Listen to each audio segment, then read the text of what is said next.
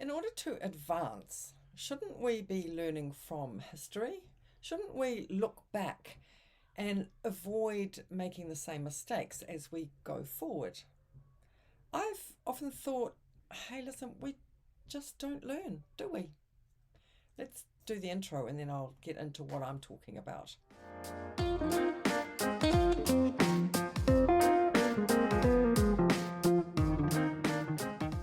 Hi, it's Fee here, the healthy vegan author and creator of the Gold Card Vegan Resource website. Now, there are times when I struggle to know what to talk about. I feel like I've said it all before and that I'm just a broken record repeating the same old stuff. But hey, maybe someone's listening. Perhaps I'll open just one person's heart to the suffering of animals. It's what drives me to show up on here. But today, I'm going to go back in time because I believe we should be learning from history. If we don't, we're doomed to make the same mistakes that we did in the past.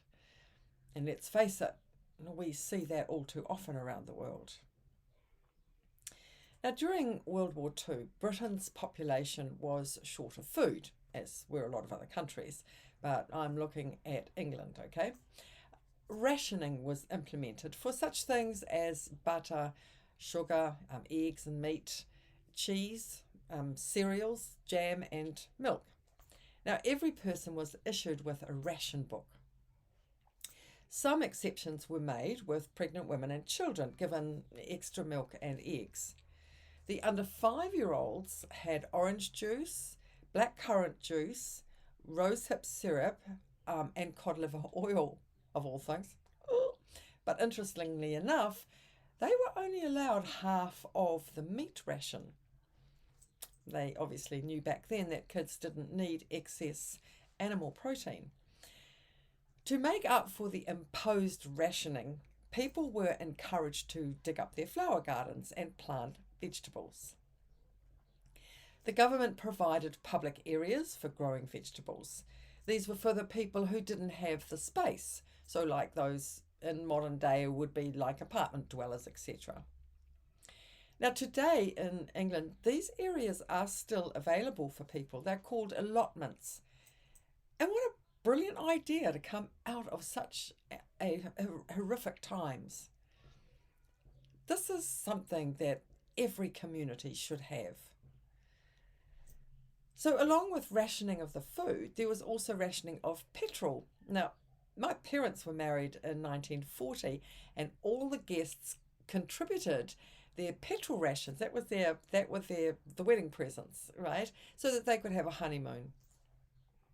But this rationing meant people used public transport or they walked or biked to get where they wanted to go. So you can imagine how fit they were with with the walking and biking and digging in garden. So during this time, it's very interesting because no one went hungry. The population slimmed down, it was healthier, and a little extra bonus, there was a fall in tooth decay. The community spirit was lifted and people were more likely to help each other because there was a common focus. So let's talk about the health. Even though they were not on a completely plant-based diet, they predominantly ate plants.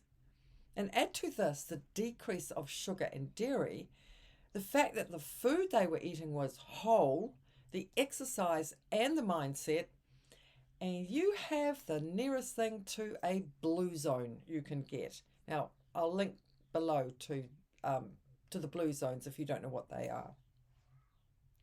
Now, I'm a believer in the combination of the mind, that's your attitude, your heart, that's your compassion, and the gut, whole foods, for a healthy life.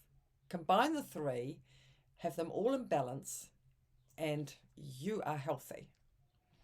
Because it's been proven time and time again that people who live this way live longer. And if you have this wonderful combination, you have to be living a whole food, vegan lifestyle. It's a pity that the wartime lifestyle didn't continue. And, I'm not talking about the horror of it, obviously. I know people were so grateful that the war years were over, and so they did enjoy the abundance that followed in the 50s. But look how far we have walked away from all that is healthy. We eat processed foods. We've increased our sugar, meat, and dairy. And now we live in a dysfunctional and self-isolating world. I am not advocating for a war. But I wonder why we continue not learning from history and somehow applying those wonderful benefits to our modern society. Maybe I'm just a fairy wishing upon a star. That's it for today. Thanks for watching.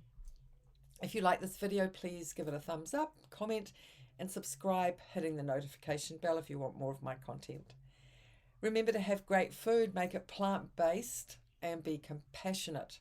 It's that compassion to all animals, even humans. Bye for now.